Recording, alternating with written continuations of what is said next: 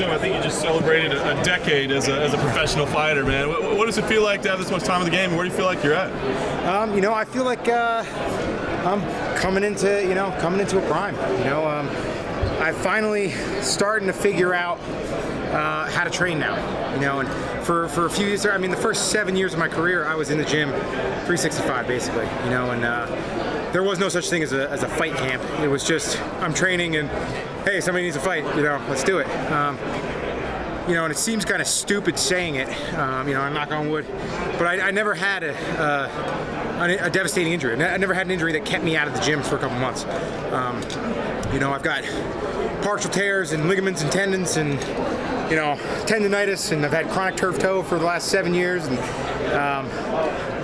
all these things. So I've been, partially injured, for a couple years. So it's none of these things are going to heal unless I have like a lot of time off, over a year. So, and I'm not planning on taking that long off. So I'm just trying to figure out how to train around this type of stuff and get better every day, and be a better fighter every time I step into the cage. And I'm finally kind of figuring it out, and I feel good. When you look at Mike, because it's funny, it kind of feels like he's the kid coming after you because he knows he can make a name out of you, but you're not that much older than he is. What do you think about the game, and what do you think about your position? There was a pretty good piece. Well, it was a good piece written about me the other day. And it was kind of pointing out my strengths and stuff like that. But he called me old like 3 times. And I'm 32. There are guys 15 years older than me still fighting in the UFC. So. While I've got a lot of mileage, I've got a lot of big fights against tough opponents, and like I said, I've got a lot of time in the gym. I'm not old, and he's, if he's coming in thinking he's fighting, somebody on the downslide, he's got another thing coming. Talk about your skill set, trying to be better in every single area. Where do you feel that you've had the biggest growth? Which area? Probably just the mental aspects of the game. My job is to fight. I really enjoy hard training sessions. I really enjoy, maxing out the gas tank and feeling exhausted after a training session. But I don't get paid in training sessions. There's no, sparring session of the night. There's no submission of the practice. Bonuses given out. There's no trophies. So it's kind of taken that. I've kind of learned to take that part of me that enjoys the gut-busting workout and the grind and, the reason I love fighting, and kind of put it to the side while I'm training and just try to train smart. Like I said, I try to just improve just a little bit every practice and feel good. I know when all those stupid little injuries are going to aggravate. I know what aggravates them, and I know how to prevent that. And it's kind of just using my brain and not getting to those points where, you're falling off the cliff and, okay, well now my back's seized up and I can't move. Knowing to call quits and, okay, I'm done. I got 3 rounds in today instead of getting 5. Let's go just jog on the treadmill for, an extra 15, 20 minutes after practice. Still get that sweat, but not hurt myself. Do you visualize now, even though you have so much experience? Do you visualize what's going to happen in the cage? Yeah, always. I've always visualized it. Excuse me. It's just I've seen pretty much all of it. I've come into fights ill or injured. I've injured myself in fights. I've been behind and come back. I've pretty much done it all. So like I said, I'm comfortable where the fight goes, and I see it all. I see it all in my head, and I always see myself working at it. Do you like new challenges? Are you hoping somebody brings something to the table that you haven't seen? Yeah, I want to fight the best Chiesa that's ever fought, and that's what I train to do, and that's really what I've always trained to do is to be the best, and train to be the best. And when my opponent can't keep up with that, that's when I'm going to capitalize, and that's when I'm going to get my finish. I'm just looking to fight the toughest guys I can and dominate.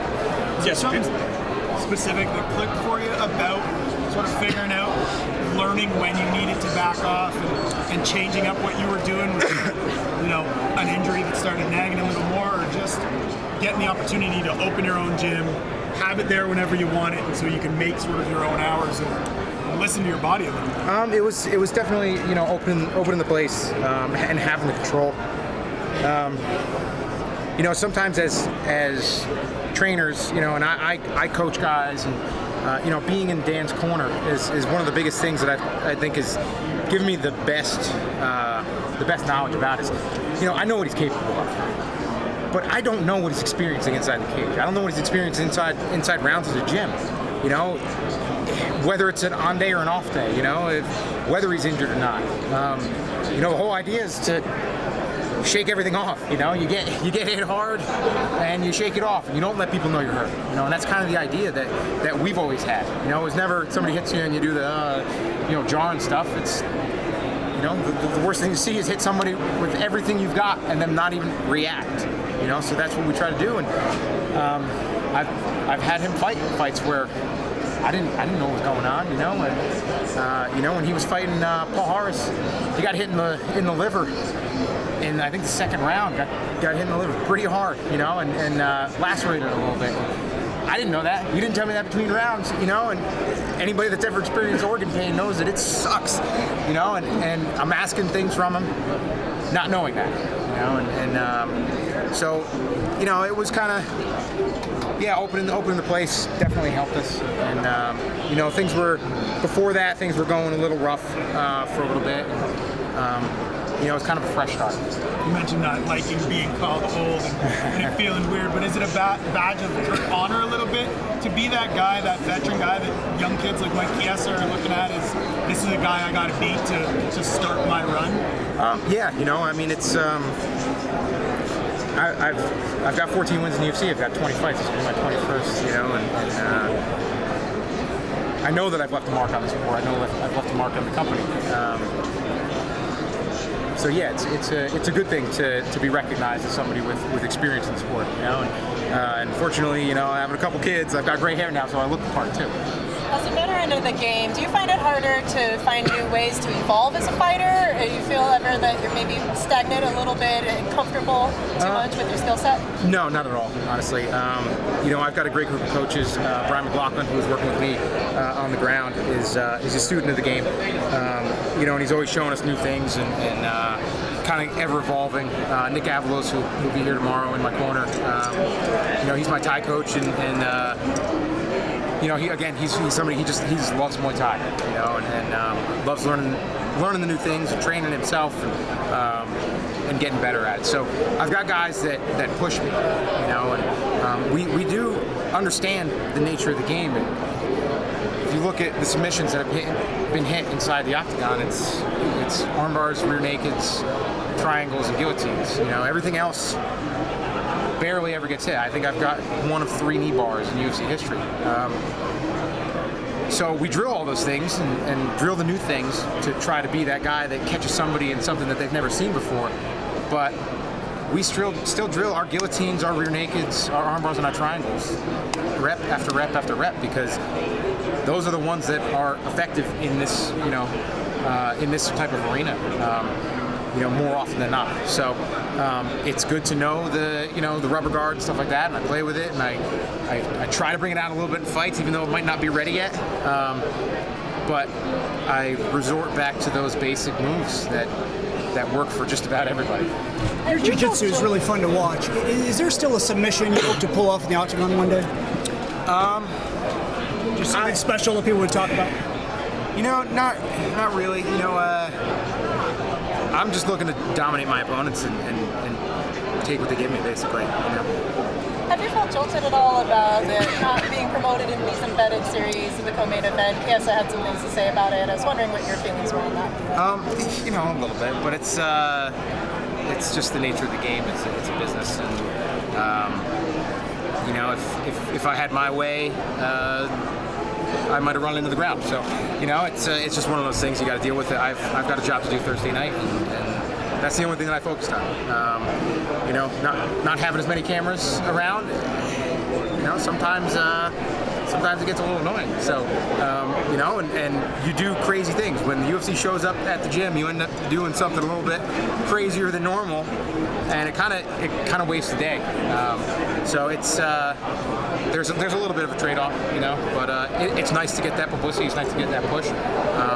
But you know, I know what type of guy I am, and it's kind of obvious that that's not the type of guy that the UFC always pushes. So, you know, but yeah, that's who I am. You know, I'm not the type of guy that's going to cheat. I'm not the type of guy that's going to, you know, take performance enhancers or you know, take illicit drugs or hit my wife or anything like that. And I'm okay with that. You know, and I don't need to get pushed as that. So. Just gonna fight. Jim, because your submission game is so well-rounded, when you face an opponent like Chiesa, long or lankier, is there a particular aspect of your submission game that you tend to gravitate toward that you know would work best against him? Nothing in particular. You know, I usually find it's a little bit easier to wrap up the necks of longer guys. Just because the longer arms are usually leaner arms, and it's a little bit tougher, and typically they're better at getting out of, you know, arm bars and stuff like that. So, yeah, I'd probably end up going more towards chokes, but you know, the idea is to get in his face and pressure him and take away that length and you know, to beat him up. At this point in your career, are you a guy who looks at opponents individually like that, or do you tend to focus more on your style, your game plan, no matter who you face it? I focus on myself. That's it, first and foremost, and pretty much only. You know, my coaches add in a little bit here and there of tendencies that our opponents might do, but time and time again, you know, I've made the mistake in the past, and I see guys still making the mistake where they prepare for an opponent doing a certain thing, and then, you know, we're professional athletes. We're good at learning new things and picking things up, and then your opponent comes out and he does something completely different. It catches you off guard, and you end up losing a fight you should have won. Thank you, guys.